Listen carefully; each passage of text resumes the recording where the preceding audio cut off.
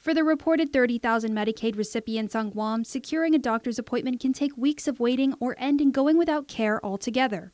That's the driving force behind Bill 118, which would give clinics a business privilege tax rebate for Medicaid services provided, a move supporters say will help providers expand and see more Medicaid patients.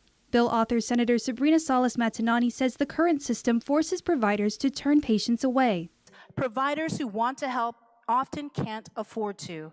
The cost of doing business, the low reimbursement rates, the lack of support, it all adds up. She argues the rebate wouldn't be giving away free money, but it would be an incentive for clinics to expand their operations to accept more Medicaid patients with safeguards in place to monitor and prevent fraud.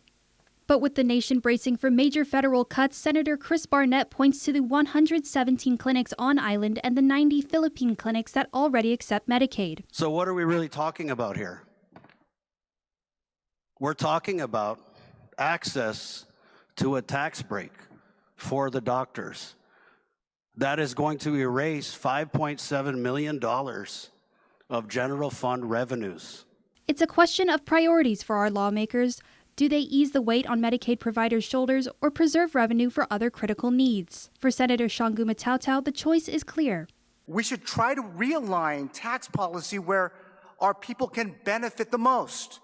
A safety net that needs to be sure that there are no holes in it to the detriment of the most vulnerable. Vice Speaker Tony Atta adds the federal government and the Centers for Medicare and Medicaid Services are already moving to close the Medicaid loophole. This loophole has been utilized by some states and territories to inflate federal payments and free up funds for non-medical purposes. One way or the other, it's going to come to an end.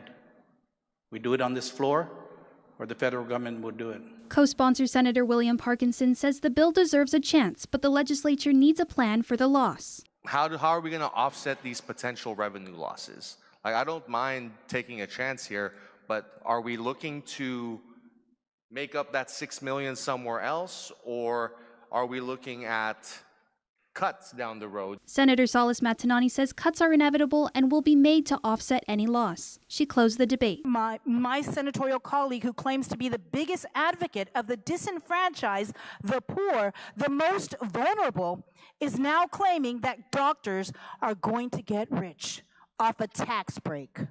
This is the saddest part of their argument, because the only thing on the other side are families with elderly members who have heart ailments or have debilitating diseases, or children with juvenile diabetes who can't see a doctor because they were turned away. The bill was moved to the third reading file. Nevaeh Anderson, KUAM News.